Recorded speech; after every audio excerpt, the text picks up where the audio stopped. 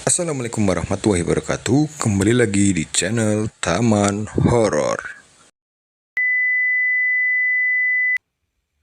Kali ini kita akan berbagi cerita tentang teror pocong hitam. Oke, sebelum kalian mendengarkan cerita ini, alangkah baiknya dukung channel ini dengan cara like, komen, dan jangan lupa subscribe. Dan juga bunyikan notifikasi loncengnya agar kalian tidak ketinggalan video-video horor yang lainnya. Terima kasih. Selamat mendengarkan. Cerita ini bermula saat aku bersama istri dan anakku pulang ke Lumajang. Kepulangan kami karena bapak mertuaku sedang berduka karena meninggalnya ibu mertuaku. Singkat cerita, kedatangan kami disambut dengan tangan terbuka oleh bapak mertua. Bapak mertuaku ini dulunya adalah mantan pegawai desa, sama seperti desa lainnya yang nampak asri, karena jarang sekali kujumpai kendaraan di desa ini. Paling hanya beberapa truk bermuatan pasir yang kadang lewat di desa yang bernama Siluman ini.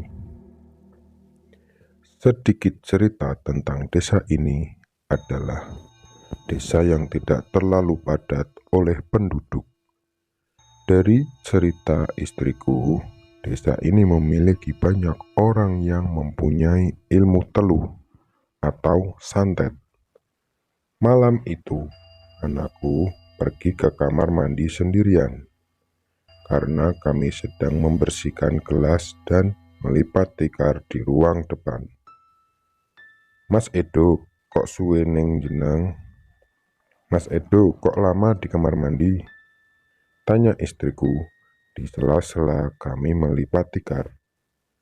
Benar juga pikirku, biasanya Edo gak kencing tidak sampai 15 menit. "Ge endang didelok kono mas. Buruan dilihat sana mas." Begitulah istriku, dia terlalu khawatir soal Edo, anak kami. Padahal anak kami usianya sudah menginjak 6 tahun. Malam itu, Edo sedang berdiri menatap keluar lewat pintu belakang yang terbuka lebar. Hanya ada kegelapan total yang kulihat. "Dek, kamu ngapain?" kataku menyapanya. Saat itu, Edo berdiri dan terus menatap keluar rumah. Di halaman belakang, terdapat satu kuburan yang masih basah. Itu adalah kuburan ibu mertuaku. Karena bapak mertuaku menginginkan istrinya dikubur di pekarangan belakang rumah, dengan alasan biar bisa di samping setiap saat. "Do," panggilku lagi karena kata-kataku tidak dijawabnya. Dan Edo masih berdiri merenung menatap keluar rumah. "Mbak Utiyah," ucap Edo lirih. Tanpa berlama-lama, segera aku tutup pintu belakang dan segera menggendong Edo menuju ruang depan. Tidak sampai di situ, Edo menceritakan apa yang dilihatnya pada istriku. Saat itu, Edo diajak berbicara oleh Mbah Utinya, yang tidak lain adalah ibu mertuaku yang sudah meninggal 2 hari yang lalu. Awalnya, kupikir itu adalah khayalan semata dari anakku. Tapi, lama-kelamaan, aku memikirkan yang Edo alami hingga terasa malam sudah sangat larut. Istri dan anakku sudah pamit tidur terlebih dahulu. Sedangkan bapak mertuaku pamit keluar rumah sejak tadi sore. sekitar pukul 11 malam. Karena mata juga belum terasa ngantuk, keputusan ke belakang untuk membuat secangkir kopi sambil menunggu kepulangan bapak mertuaku. Di dapur, aku mengalami kejadian aneh. Waktu kunyalakan kompor gas untuk memasak air, mataku terasa tak sengaja melihat ke arah pintu belakang. Jelas sekali di ingatanku jika pintu itu sudah kututup sejak tadi. Saat itu, pintu kembali terbuka sedikit. Aku berpikir mungkin istriku lupa menutup pintu belakang. Jadi kali ini kututup kembali pintu itu. Dan tidak lupa menguncinya juga. "Ya, Mbak Uti minta dibukain pintu." Suara Edo mengagetkan diriku saat itu juga. Padahal tadi kulihat Edo sedang tidur bersama istriku di kamar. Tingkahnya Edo yang tidak biasa saat itu membuatku sangat khawatir padanya. Sambil menggendong Edo untuk menidurkannya kembali, namun langkahku berhenti saat ku dengar bunyi pelan dari pintu yang tadinya sudah kututup rapat. Saat itu, pintu belakang kembali terbuka. Benar-benar kejadian yang tidak masuk akal pikirku. Sesudah menaruh Edo di dekat istriku yang masih tertidur, kembali kulihat pintu belakang yang masih terbuka.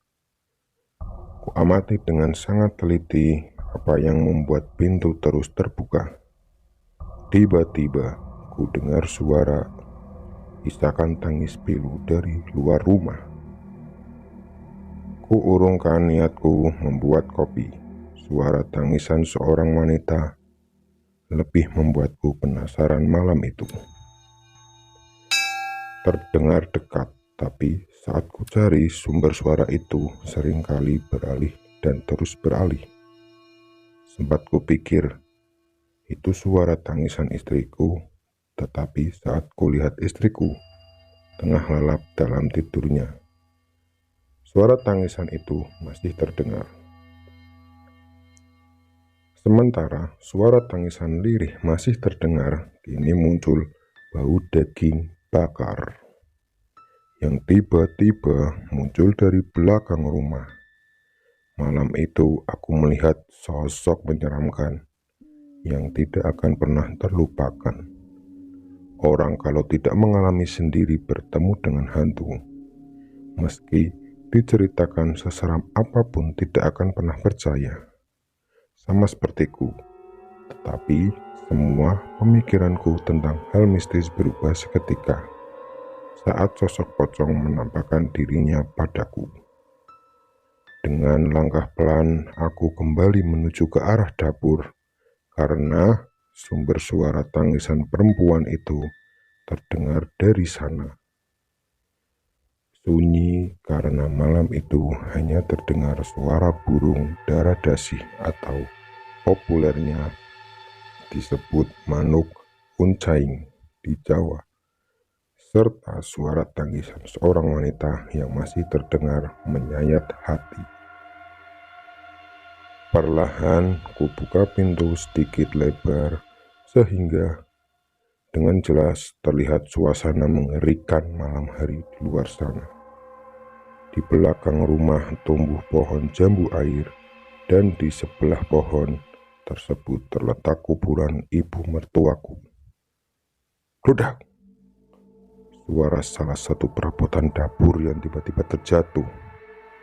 Dari tempatnya, suara itu sangat mengejutkan diriku, hingga aku dibuat terkejut setengah mati. Lalu saat pendengaranku kembali, pandanganku kembali melihat keluar.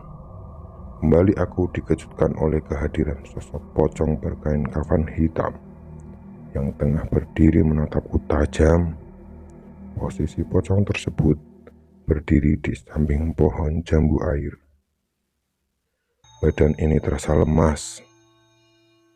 Jika saja tanganku tidak berpegangan pada gagang pintu, pasti tubuhku sudah jatuh ke lantai dapur malam itu.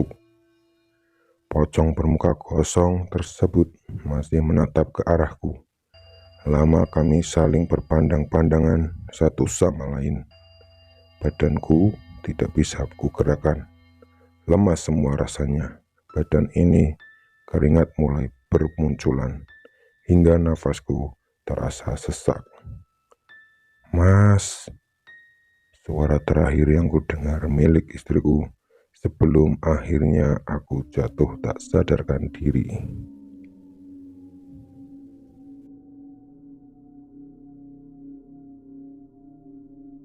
Nah, itu dia tadi ceritanya. Apakah setelah dia pingsan akan terjadi suatu hal yang mengerikan? Mari dukung channel ini dengan cara like, komen, dan subscribe agar kalian tidak ketinggalan video lanjutannya. Kita lanjut di part 2. Terima kasih. Assalamualaikum warahmatullahi wabarakatuh.